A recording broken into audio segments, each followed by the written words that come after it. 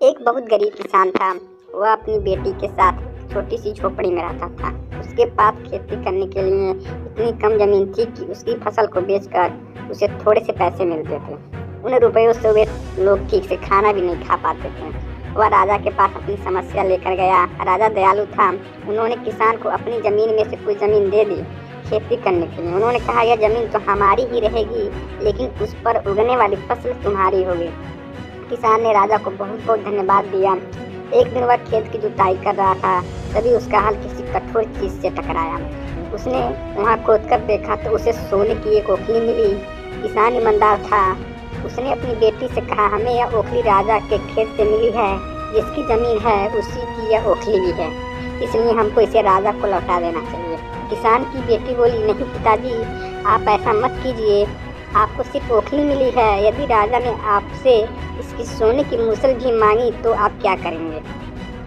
आप इस ओखली को अपने पास रखिए। लेकिन किसान को यह बात ठीक नहीं लगी। वह बोला, जो चीज़ हमें मिली ही नहीं उसे मांगने का कोई अधिकार नहीं है।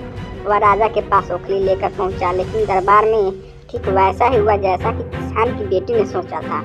राजा ने सोचा कि किसान ने लालचवश मूसल अपने पास रख ली है। किसान बेचारा सोने की मूसल कहाँ चला कर देता।